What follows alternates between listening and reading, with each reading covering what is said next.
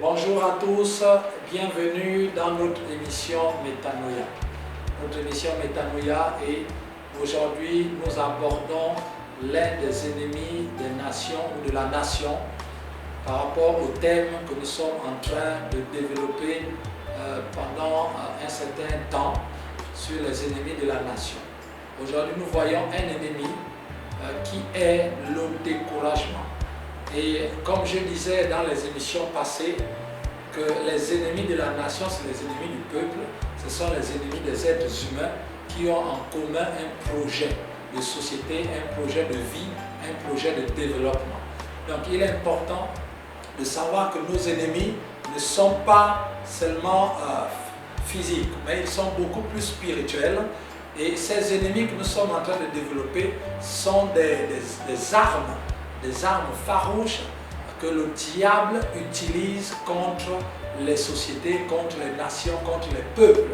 Alors il est important pour nous que le Gabon, n'échappant pas à ces réalités, nous avons besoin de comprendre quels sont nos ennemis, quelles sont leurs manifestations et caractéristiques que le diable utilise contre nous et pour nous détruire la cellule familiale, détruire la société, afin que nous ne puissions pas atteindre les objectifs que le Seigneur a assignés, non seulement à chaque individu, à chaque famille, mais aussi à toute la nation tout entière. C'est pourquoi nous devions nous lever et lutter, parce que la Bible dit que nous devions surpasser le mal par le bien.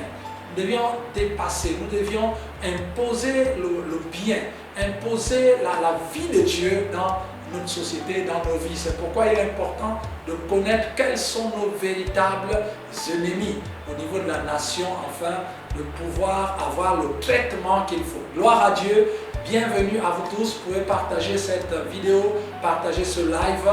N'hésitez pas à taguer, à appeler des personnes et vous pouvez directement prendre toutes les adresses qui s'affichent en bas de l'écran.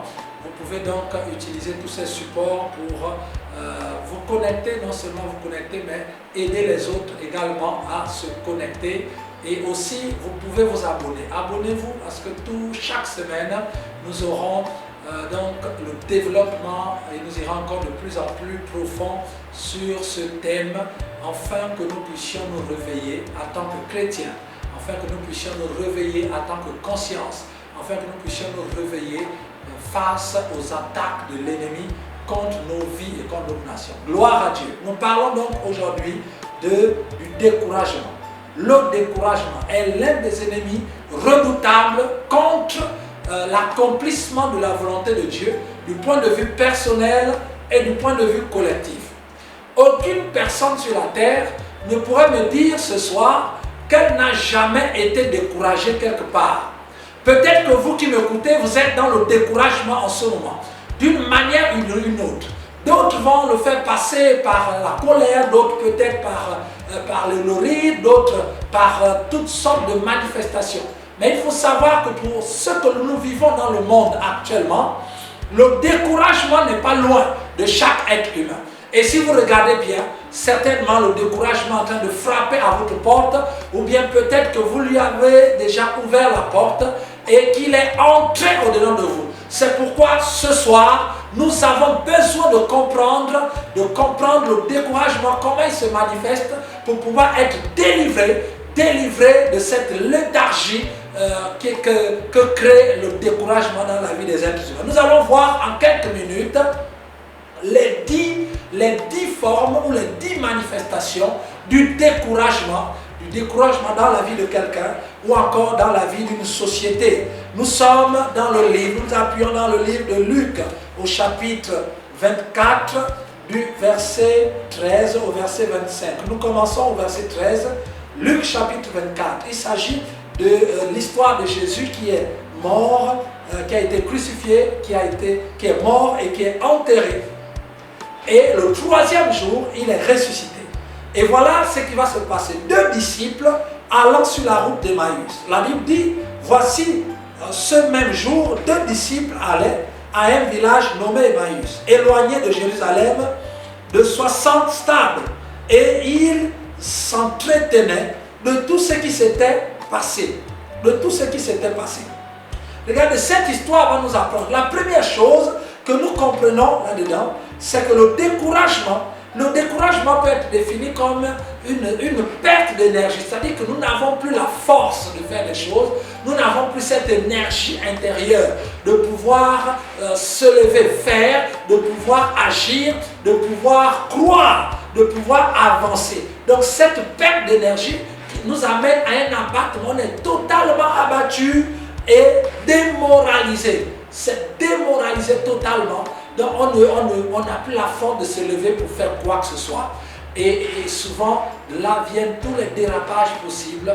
Et avec cela vient le manque de foi. Le manque de foi et le manque de confiance en Dieu.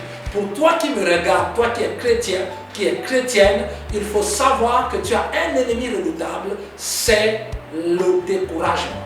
Alors, la Bible nous dit dans ce premier passage que les disciples, deux disciples, et nous voyons que parmi ces deux disciples, il y avait Simon. Deux disciples ont quitté Jérusalem pour aller dans un village, Emmaüs. Alors qu'on venait de leur annoncer que Jésus était ressuscité. Voyez-vous? Mais le découragement qui était en eux était tel que tout ce que les femmes ont dit, ça ne les a pas vraiment marqués, ça ne les a pas réveillés. Le découragement était tel qu'ils ont préféré aller à Emmaüs. La première manifestation, ou le premier signe du découragement dans la vie de quelqu'un, dans la vie d'un peuple, c'est le fait de quitter la ville pour aller dans un village. Donc la ville c'est plus grand, le village c'est plus petit. C'est-à-dire que c'est l'idée de descendre de niveau, de baisser de niveau, de baisser le niveau d'exigence. C'est une image qui nous montre le fait de changer de vision, de baisser notre vision, de réduire nos ambitions. Quelqu'un qui est découragé, c'est quelqu'un qui va commencer à réduire ses ambitions, à baisser son niveau d'exigence. Le découragement va nous amener, lorsque vous voyez des jeunes étudiants qui sortent de l'école, ils sont tellement motivés à changer le monde qu'avec le découragement du manque d'emploi, vous allez voir que les ambitions vont changer. Ils vont commencer à postuler à des postes qui sont inférieurs à leur formation. Pourquoi? Ces personnes viennent de quitter Jérusalem pour aller à Emmaüs. C'est-à-dire qu'elles viennent de changer de niveau. Elles viennent de baisser de niveau. À cause de quoi? Du découragement. Par rapport à tous les obstacles que la personne a trouvés. Le découragement nous amène à changer de niveau. Combien de fois nous avons mis les exigences très hautes? Nous avons eu des visions très très hautes. Nous avons eu des ambitions honorables, assez honorables. Et en ce moment où je suis en train de parler, à quel niveau êtes-vous? Il y a des ambitions qui ont été ramenées à la baisse. Il y a des gens, il y a des sœurs, il y a des frères qui avaient des ambitions d'épouser des hommes de Dieu, des hommes consacrés, ou des sœurs qui avaient l'ambition d'épouser des hommes consacrés, des frères qui avaient pour ambition d'épouser des sœurs consacrées à Dieu. Mais avec tout ce qui se passe dans les églises, ça entraînait un découragement. Ce qui se passe dans la nation, dans la famille, ça entraînait un tel découragement qu'aujourd'hui tu te dis, bon, même si Dieu me donne un païen, ou une païenne pour les frères, un païen pour les frères et les sœurs. En tout cas, je suis dans l'obligation. Pourquoi? Parce que le découragement a commencé à prendre. Le découragement a commencé à prendre. Le découragement a commencé à agir et ça t'amène à changer de niveau. Regardez dans votre vie, quelles sont les ambitions que vous aviez il y a quelques semaines, il y a quelques mois, avant que le coronavirus n'arrive, avant que la crise sanitaire n'arrive, avant que la crise politique n'arrive, avant que la crise économique n'arrive dans le monde et dans ta nation. Quelles étaient tes ambitions? Et regarde maintenant où se trouvent ces ambitions. Le découragement est certainement passé par là. Mais le Seigneur te dit ce matin, ce soir, fortifie-toi et fais attention à cet ennemi redoutable que le diable envoie devant. Et la Bible nous dit, c'est-à-dire deuxième signe caractéristique, la Bible dit qu'en allant à Emmaüs, ils s'entretenaient et ils discutaient entre eux. Voyez-vous? C'est-à-dire que deux découragés qui discutent entre eux et qui s'entretiennent, qui essaient de se fortifier, qui parle de la situation. Vous allez voir que le découragement amène souvent les gens à parler entre eux, c'est-à-dire à parler en cachette. Ils sont à deux, la Bible dit qu'ils s'entretenaient sur ce qui s'est passé. Et ils ne cherchent pas les solutions, mais ils font des commentaires. Regardez aujourd'hui ce qui se passe sur les réseaux sociaux. Lorsque les chrétiens se retrouvent, ils passent le temps à s'entretenir, à parler entre eux, à faire des commentaires sur ce qui s'est passé à Jérusalem, à faire des commentaires sur ce qui s'est passé, des églises qu'on a fermées, des choses qui ne marchent pas. Et ils sont en train de ils s'entretiennent entre eux, entre découragés. Voyez-vous? C'est un signe du découragement. Parce que quelqu'un qui est dans la force de Dieu, qui est encouragé, agit directement. On ne se cache pas pour s'entretenir. Non, on n'est pas là pour s'entretenir. On est là pour croire que ce que Dieu a dit, ça va s'accomplir. Gloire à Dieu. Gloire à Dieu pour cela. Voilà pourquoi tu dois regarder à ces signes. Le troisième signe, la Bible dit, lorsque nous lisons au verset 15, la Bible dit, pendant qu'il parlait et se discutait, Jésus s'approcha et fit route avec eux. Mais leurs yeux étaient empêchés de le reconnaître. Le troisième signe du découragement, c'est le fait d'être totalement empêché. Avoir comme un voile qui nous empêche de reconnaître Jésus. Jésus ici va représenter tout ce qui est bon, de reconnaître ce qui est bon, de reconnaître ce qui est bien, de reconnaître les opportunités. Quelqu'un qui est découragé ne voit plus les opportunités, il ne voit que les problèmes. Quelqu'un qui est découragé ne voit plus ce qui est bien dans la société, ne voit plus ce qui est bien dans le monde, dans son environnement. Enfin, il ne voit que le mal. Malgré le fait que Jésus est venu, la Bible ne dit pas que Jésus s'est caché, que Jésus s'est camouflé. Non! Jésus est venu naturellement les voir, mais ils étaient empêchés de le reconnaître. Empêchés par quoi? Par leur découragement. Quand quelqu'un est découragé, même si vous lui montrez les opportunités, une porte de sortie, elle ne verra pas. Voilà pourquoi tu dois faire attention. Quand quelqu'un est découragé, même si Dieu te parle, tu auras du mal à voir ce que Dieu dit, parce que les yeux sont empêchés par le découragement. Voilà pourquoi il est important, mon frère, que nous puissions sortir de là. Il est important, ma soeur, que nous puissions sortir de là. Nous voyons le quatrième signe, c'est la tristesse. Ils étaient attristés. Quelqu'un qui est atteint par le découragement, c'est quelqu'un qui est attristé. Quelqu'un qui est attristé, découragé, il est triste. Lorsqu'il se lève le matin, les informations qu'il écoute sont contradictoires, sont contraires à ses aspirations, à ses prières, à ce qu'il a demandé à Dieu, à ce que Dieu lui a dit. Alors la tristesse envahit son cœur. Et quand la tristesse est là, le découragement prend place. Le découragement vient prendre place. Combien de fois les gens sont attristés par tout ce qui se passe dans la nation, par tout ce qui se passe dans les nations. C'est pourquoi tu dois faire attention à ne pas tomber sous le coup de cet ennemi. Le cinquième élément de signe ou de caractéristique du découragement, c'est ce qui est écrit au verset suivant. C'est ce qui est écrit au verset suivant. Ils disent, Jésus leur dit, verset 17, de quoi vous entretenez-vous en marchant? Et ils s'arrêtèrent, l'air attristé, l'un d'eux nommé Cléopas. Lui répondit, es-tu le seul qui, séjournant à Jérusalem, ne sache pas ce qui est arrivé ces jours-ci? Quoi leur dit-il? Et ils lui répondirent, ce qui est arrivé au sujet de Jésus de Nazareth. Au sujet de Jésus de Nazareth. Le cinquième signe du découragement, c'est que la personne qui est découragée a l'impression que tout le monde sait. Il a l'impression que tout le monde est découragé. Il a l'impression que tout le monde est comme lui. Tout le monde est comme elle. Et ils disent, tu es le seul à Jérusalem qui est au courant de ce qui s'est passé. En d'autres termes, l'image, quand quelqu'un est découragé, pour lui, il pense que tout le pays est découragé, tout le monde est découragé. Il pense que tout le monde voit l'objet de son, ou le sujet, ou bien l'origine de son découragement pareillement. Alors que c'est faux. Tout le monde n'est pas forcément au courant de ce qui se passe tel que les choses se passent. Et ça, c'est un piège de Satan. C'est un piège de Satan. Je vais vous raconter une histoire rapidement par rapport à cela. il y avait un jour un monsieur, un grand-père, et il dormait. Et les petits-enfants qui aiment embêter les grands-pères, vraiment à s'amuser avec les grands-pères, il y a l'un des petits-fils qui est venu et lui a frotté un produit au niveau de la barbe qui sentait mauvais. Et le monsieur se lève, ça sent mauvais dans la pièce. Il sort, il va au salon, à la salle à manger, ça sent toujours mauvais. Il va à la cuisine, ça sent mauvais. Et il va dehors, ça sent toujours mauvais. Alors que le produit était au bout de son nez. Et il s'est écrié en disant, oh, le monde entier sent mauvais. En fait, ce n'était pas le monde entier qui sentait mauvais, c'était son nez. Voyez-vous.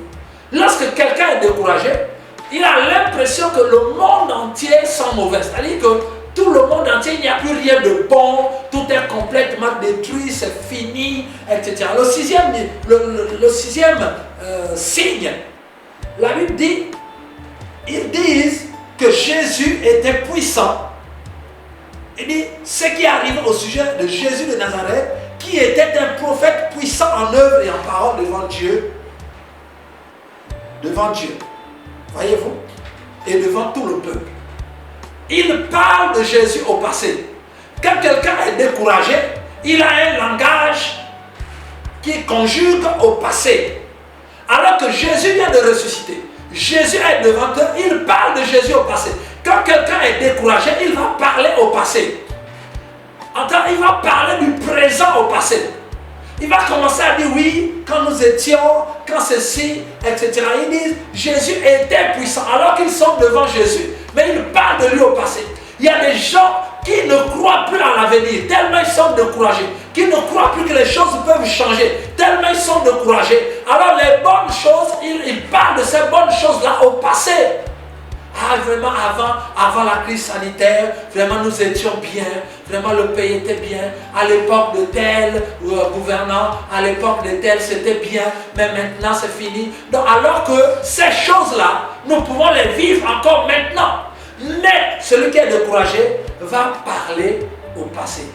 Ça veut dire qu'il ne croit plus que les choses peuvent changer encore. Pour eux, Jésus était mort et c'était terminé. Tout ce qui était dit sur sa résurrection, pour eux, c'était des histoires de femmes. Parce que pour eux, Jésus est mort et c'est fini. Et ils étaient tellement découragés. Il y en a qui pensent que le découragement nous amène à dire que c'est fini. En fait, c'est sans issue. La chose ne peut plus changer. Le 7e niveau, on parle, ils disent, on espérait que ce serait lui qui délivrerait Israël et qui délivrerait toute la nation. Vous voyez-vous, un découragé espère, son espérance est brisée. Et un découragé espère toujours que c'est quelqu'un d'autre qui va délivrer la nation. C'est un signe de découragement. De penser que, d'espérer que quelqu'un d'autre va le faire. Quelqu'un d'autre va faire ceci. Quelqu'un d'autre, jamais elle-même. C'est des gens qui cherchent les autres et qui blâment tous les autres.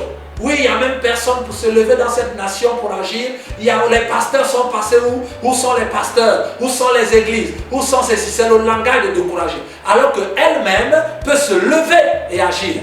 Oui, où sont les hommes politiques? Où sont-elles? Où sont ceci? Où sont cela? C'est un signe de découragement. La Bible dit qu'ils étaient étonnés.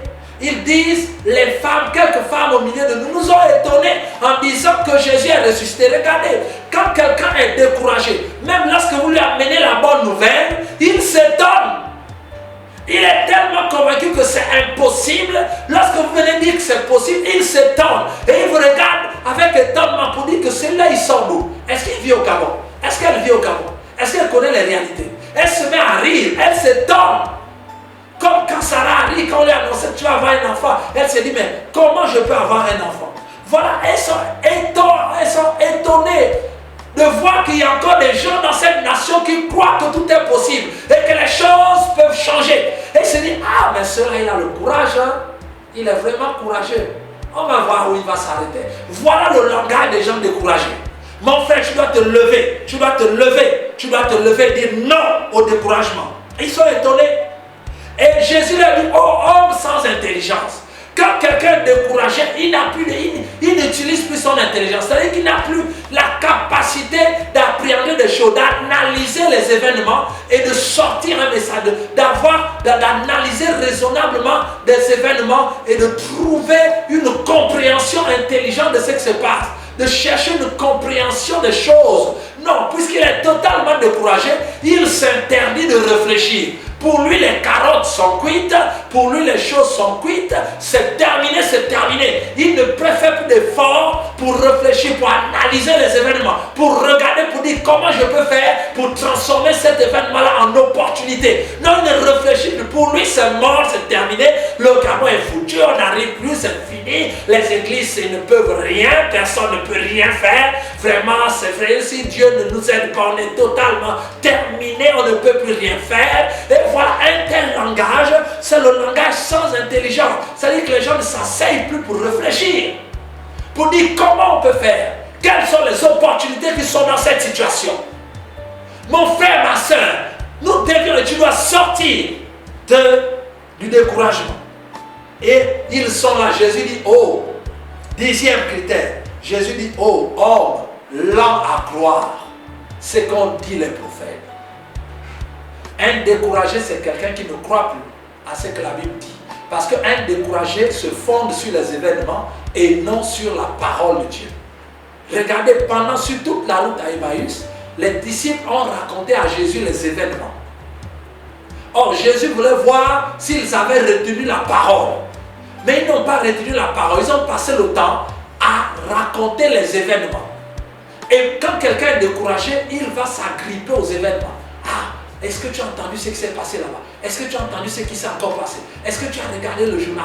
Est-ce que tu as vu les événements? Tu as vu ça, tu as vu ça. Et ça va décourager totalement la personne. Et le découragement nous amène à oublier ce que Dieu a dit. Voilà pourquoi Jésus dit, oh Père, là à croire ce qu'ont dit les prophètes. Qu'est-ce que Dieu t'a dit? C'est un signe. Si tu oublies ce que Dieu t'a dit dans les temps que nous traversons, et que tu restes sur les événements, à analyser les événements, à agir en fonction des événements, mon frère, laisse-moi te dire que tu es déjà en train de tomber sous le coup du découragement. Tu es sous le coup du découragement.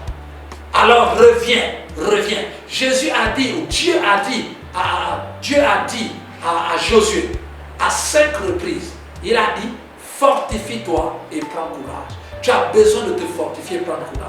Ce n'est pas que quelqu'un va venir, il dit fortifie-toi. Ça veut dire qu'en toi tu as la capacité de te fortifier. Si tu es enfant de Dieu, la Bible dit que nous sommes renouvelés par notre homme intérieur. Donc en réalité, ce qui va enlever le découragement ne viendra pas de l'extérieur.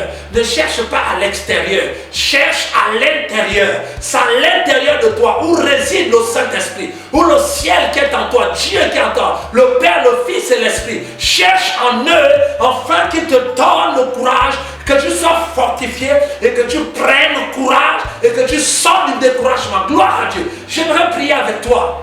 J'aimerais qu'on prie ensemble, afin de regarder à l'intérieur de toi, que celui qui est à l'intérieur de toi, Jésus-Christ de Nazareth, qui est l'auteur de la foi et de la force, qui est l'auteur de l'énergie, de la puissance, qui va te donner la force de pouvoir t'encourager, revenir et prendre courage. L'Église a besoin d'un chrétien qui prend courage. La nation a besoin d'une Église courageuse. L'Église a besoin de pasteurs courageux. L'Église a besoin de chrétiens courageux. Le pays a besoin d'une Église courageuse et forte. Le pays a besoin de chrétiens courageux et forts face au péché, face à la déferlante de l'ennemi sur notre nation. La nation a besoin des gens encouragés, des gens qui sont courageuses, des gens qui sont remplis de courage et qui sont fortifiés. Mais tu ne trouveras pas cela dans les journaux télévisés. Tu ne trouveras pas cela dans les réseaux sociaux. Tu ne trouveras pas cela dans tout ce qui se raconte dans la ville, dans le pays. Tu trouveras cela dans la parole de Dieu. Tu trouveras cela à l'intérieur de ton cœur, là où Jésus est. Et si tu le dis, si tu le crois, alors dis avec moi, Seigneur Jésus.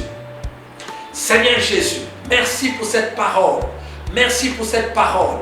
Merci pour cette parole qui nous délivre du découragement, Je te rends grâce pour la transformation de cette nation, de ce peuple, de ton église, de tes enfants, afin que nous puissions nous fortifier. Tu as dit à Josué à 5 fois, tu lui as dit, ne t'ai-je pas dit, fortifie-toi et prends courage. Alors que Moïse était mort, Seigneur, alors que les choses autour de nous sont en train de mourir, toi tu nous dis, fortifie-toi et prends courage.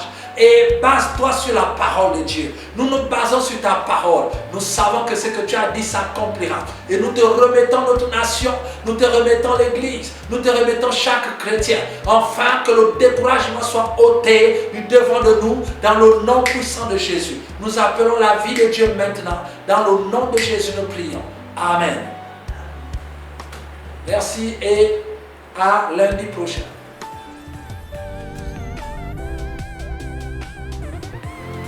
Bonjour, ça va? Bonjour ma petite soeur. Bonjour. Comment tu vas? Bon, mais ça va un peu là, ça va un peu. Ta famille là, moi je reviens de chez Suzanne là-bas. L'enfant a eu le bac. Tel. Ah, d'accord. Moi ça ne m'a même rien fait. Bac, on fait quoi avec? Dans le pays là. Ah, ok. Bon, c'est déjà bien, c'est bien d'avoir les diplômes. Ah, c'est ça, s'il te plaît, ne fais pas ça. On nous a appris le droit des naissances, donc là, j'ai même pas envie de te dire ce que j'ai sous le cœur.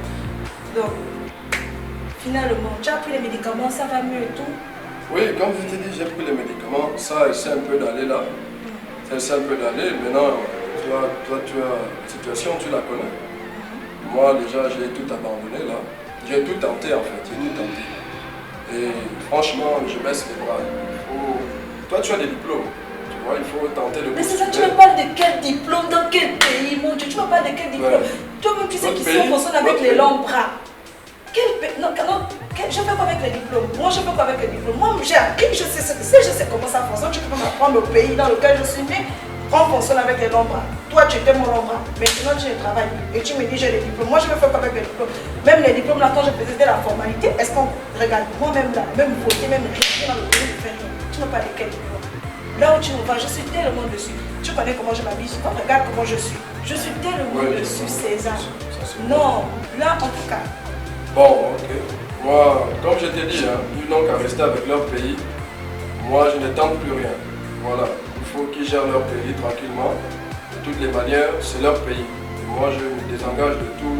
Oui, mais ça ne sert à rien. Voilà pourquoi j'ai dit à Suzanne que qu'elle a eu le bac. Vous êtes là pour dépenser l'argent. Ça ne sert à rien. Ils vont me trouver, ils vont gérer leurs affaires dans le pays là, leurs parents, leurs nations, tout ça, moi, c'est fini. Voilà. Quand je pense au nombre d'années que j'ai passé à l'université César, moi, dans ma tête, je savais que quand je termine, j'ai mon grand frère qui est devant, je dépose le dossier. Là même essayer, je ne vais pas faire, je ne vais rien faire. Tout ce que je vais trouver à faire en tout cas. Dans tous les cas, mon frère... Non, tu as raison, voilà. Tu as raison. Être Gabonais, c'est la chose la plus déprimante. C'est leur pays. On va leur laisser avec leur pays. On va vivre notre petite vie. Hé César, mais comment toi aussi tu as fait pour quitter là où tu étais? Regarde maintenant la famille, on fait comment? Non, on fait comment? C'est fini. Chacun va se débrouiller. N'est-ce pas que c'est pas à cause de ça que tu es malade, hein? À son petit niveau. C'est à cause de ça que tu es malade, hein? Ah, voilà. Donc moi je ne veux plus tomber malade, comme je t'ai dit. Moi je mets un trait. Je ne m'occupe plus de ça. Ok. C'est ça, bon. Dans tous les cas, moi je sais même pas. Je suis tellement découragée. Je sais pas s'il faut aller au Cameroun, s'il faut aller en Guinée équatoriale, dans le pétrole, je partir. Et même là, quand je pense qu'avant être Gabonais, c'est une fierté. Voilà. Monsieur Nicolas, vous arrivez finalement. Après 2 heures de retard, c'est pas fameux, hein? Ah, Madame Simona, laissez l'affaire des retards. C'est vous qui avez la voiture. Par contre, je suis venu récupérer le dossier que déjà déposé ici pour moi. Monsieur, comment vous pouvez dire que l'on doit laisser ça de côté? Vous arrivez avec 3 heures de retard, ce dossier a été déposé déjà depuis 3 jours également. Non seulement vous avez un retard au niveau des horaires, mais vous arrivez encore en retard aujourd'hui, vous me demandez de laisser ça de côté. Je regarde votre dossier, je vois que vous avez de nombreuses capacités, monsieur Nicolas. Pourquoi ne pas mettre ces capacités au profit de l'entreprise? Madame Simona, vous êtes récente dans l'entreprise. Moi, je suis ici depuis 8 ans et 2 mois. Mais mes capacités au service d'entreprise, j'ai fait comme vous dites, vous avez vu mon dossier. Hein? Mais depuis que je suis ici, pas une seule prime. C'est M. César qui a fait tous les voyages. Après, vous êtes arrivé, c'est vous qui prenez les postes. Vous voulez quoi? Je mets pour moi le cadeau. Mais monsieur César, mais monsieur Nicolo, si vous avez un souci par rapport à la façon dont l'entreprise fonctionne, vous connaissez le bureau du directeur général, ou du moins vous connaissez sa secrétaire, vous demandez une entrevue et puis vous réglez ce problème. Parce que lorsque vous faites ça, ça fait un problème au niveau du rendu de l'entreprise. Madame, on sait comment ça marche dans cette boîte. On sait comment ça marche. Comment vous avez fait pour arriver? Je suis là depuis. On sait. Donc il faut arrêter, il faut arrêter. Donnez-moi le dossier. J'ai l'impression que cette conversation ne va mener à rien, monsieur Nicolo.